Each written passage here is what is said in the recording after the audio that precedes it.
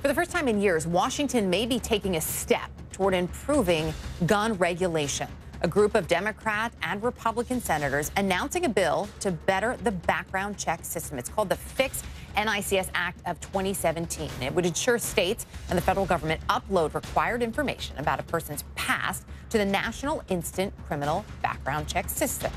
The rare bipartisan agreement coming in the wake of that mass shooting in Texas, where the killer who gunned down people in a church had a violent criminal record that should have prevented him from buying guns. Joining me now, CNN law enforcement analyst, retired FBI supervisory special agent James Galliano. And we're talking to you about this today because you wrote a piece, which I referenced briefly the other day on the show, but you wrote a piece for The Hill titled, as a conservative Republican gun owner, I think we need better gun regulations.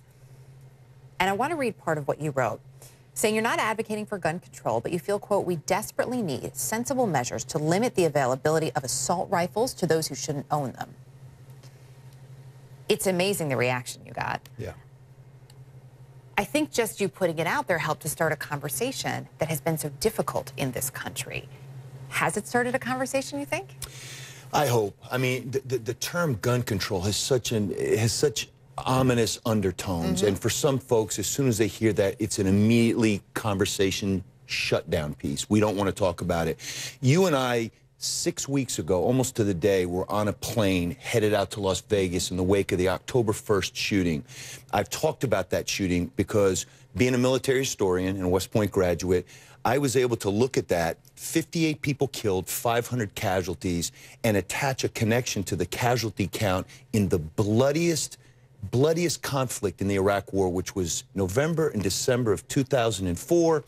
And there were 82 deaths, soldier deaths, Marine deaths, as well as 600 casualties. So in the span of 10 minutes, one gunman armed with a number of semi-automatic weapons that he outfitted with a bump stock, which is the circumvention or work around the, the law that says that, U.S. citizens can't own automatic weapons, and was able to almost replicate the casualty count. That got me to thinking. And then obviously we had what happened in Sutherland Springs a week ago last Sunday, and then you had a couple of days ago this shooting in California.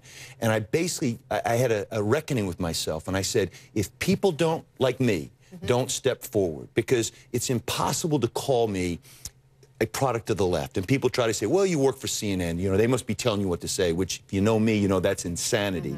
But I looked at this. And if you've ever worked for CNN, it's also insane because people at CNN and HLN don't tell us what to say. Don't tell us what to say at all. And I just said, if someone like me, a vet, a West Point graduate, a gun owner, a proponent of the Second Amendment, and people say, well, you can't be a proponent for the Second Amendment if you think that there should be reasonable regulations.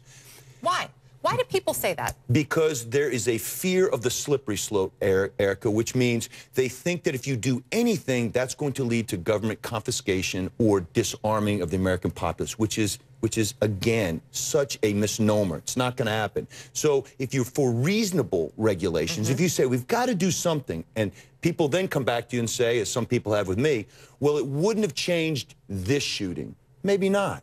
But maybe it would have changed the potential for the next one. And if that next one includes someone it'd be important to you. So what we're seeing, this bipartisan effort that's put forward this week in terms of the background checks, in terms of sharing the information that's supposed to be shared, what do you think about that measure? That's low-hanging fruit, and I'm happy it's being done. I'm happy that Republicans and Democrats are both signing on to it. Finally, a little bipartisan support for it. But universal background checks, fixing NICS, which is the National Instant Background Criminal Check System, that's low-hanging fruit. We've got to do that. It makes sense. 90-something% of the population believes in that.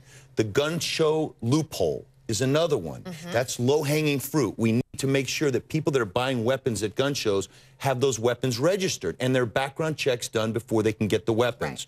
What I submitted was, here's some other ones. The fact that only 12 states in this country require a registered gun owner to notify authorities when they lose or have a weapon stolen from them is insane. And then the straw purchases. Now, people say straw purchases are illegal. And for your viewers, straw purchases are, I go and buy a weapon, I have nothing in my background to prevent me or preclude me from doing it, and then I sell it to somebody who's not eligible to own one, somebody who's committed a felony, somebody that's got domestic abuse on their on their criminal history, or somebody who's not a citizen, or somebody who's got mental health issues and has been committed. But you can buy a weapon and gift it to someone. So that's another circumvention. Right. I buy one, I decide to give it to my son. He may or may not be eligible, but I don't have to have that registered. That's insane. There are things that seem like simple fixes. Let's hope that with this first one, we can have a conversation and bring people who, you know, the other thing too is putting people in boxes. Yes. That stands in the way of this conversation. And I know you got backlash from both sides Yep.